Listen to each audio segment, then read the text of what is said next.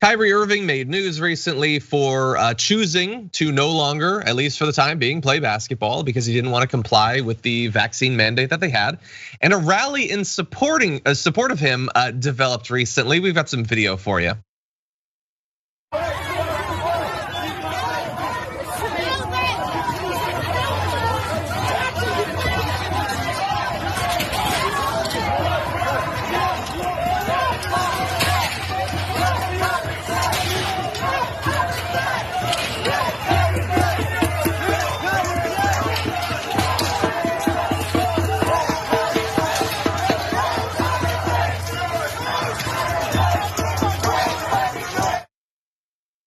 So that is exactly what you think it is. It's a bunch of people who, whether they've taken the vaccine or not, we don't know. I can guess they're holding up signs to say things like no vaccine mandate, let Kyrie play, stand with Kyrie.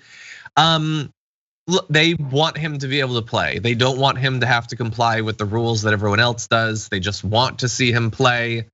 I get it. I don't think that you need to do that necessarily. He's a grown man. He can make his decisions. He's made his decision, but I guess they can organize around that. I just it got pretty vigorous, and there's been a lot of encouragement, Francesca, Fox News and others implying that these anti-vaccine, anti-mandate protests are the most patriotic thing. Like literally before we went live, Tommy Lauren was on Fox News saying that it's the most patriotic thing I've seen in my entire life.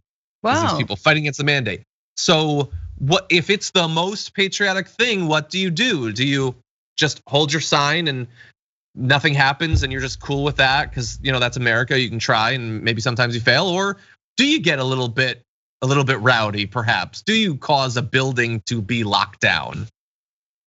I couldn't help but notice that they were majority black protesters, so it's very ironic that Fox News and Tommy Lauren are supporting black protesters pushing police barricades and pushing violently into buildings, because usually when they don't even do that much, but they are black and they're fighting for civil rights, they're thugs, they're complete criminals, and they deserve all the pepper spray and brutality that the police rain down on them. It does remind me of a similar protest that happened when Nicki Minaj's cousin's balls friends, I don't know if it was a testicles friend or the friend's testicle, I'm not sure. If testicles have friends, I don't have any, but anyway, the point is that it had a similar flair, so I think there might be a little bit more of a nefarious group underlying some of these protests. I need to know more about what happened, but I know there was a protest outside the CDC around Nicki Minaj's whole incident that was again uplifted by Tucker Carlson. Totally. But it's upsetting, right? Because it is absolutely an issue that is striking a lot of anti-establishment chords, right? And I think progressives and leftists are the first folks who are like, yeah, I'm anti-establishment. I don't believe in CIA foreign wars, FBI COINTELPRO. We've got many reasons, corporate money in politics, all the reasons to be anti-establishment. But anti-establishment without actual justice politics is just being against any kind of thing that whiffs of authority for the sake of it, right? Being against Dr. Fauci because he's got a PhD, like straight up, like I'm against instruction manuals that come along with IKEA furniture. Cause don't you tell me what to do, Fagellin. That's it is a little bit ridiculous but that is the chord that it's striking, and that is where you're seeing the far left and the far right, or the supposed left, come together around an anti-vax stance. And Kyrie Irving has tried to not make this a big deal. I don't know how you do that, and I feel like kudos to the Nets for being like, look, you're not gonna be playing with us. He really has. He's tried to be more nuanced. I think he's tried to sort of calm down both sides on this, but clearly he's not doing a good enough job, and he's got to tell people and his followers to chill the F out. Again, it's like a lot of these movements, like some of these people maybe have held these positions for a long time, but a lot of it is just, it's a convenient short-term political thing from the right-wing media and right-wing politicians. So again, how do you get back into power? Well, there's a few different ways you can do that. You can try to become more popular. You can try to reassure people that you're gonna be addressing their actual concerns, improving the material quality of their life. That's difficult. You'd have to actually deliver on that potentially. They don't wanna do that. That's not their path. Their path is getting people angry at the authoritarians. But again, it's not an anti-authoritarian thing. They want Trump in office for the rest of his life. They're not against authoritarianism.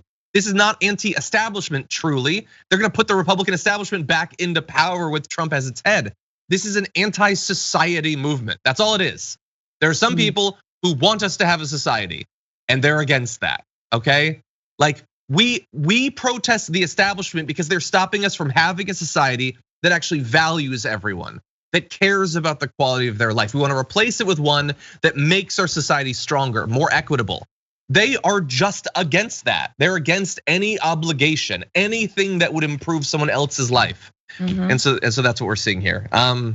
Again, you can protest if you want to. And by the way, let me say what would be a nice side effect of this is, so Fox News, you can cover protests that are about working conditions, as long as the working condition is whether you have to have a vaccine or not. Yes. In that very limited area, you care about the quality of life and respect for workers. What about their pay? What about their health insurance? Yes. What about their working hours? What about the risk that they undertake when they're on the job? What about discrimination in hiring or advancement? What about all of these things?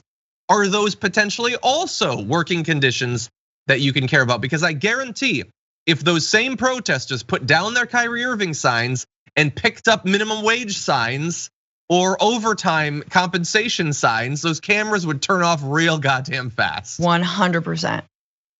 Yeah. Great point. Thank you.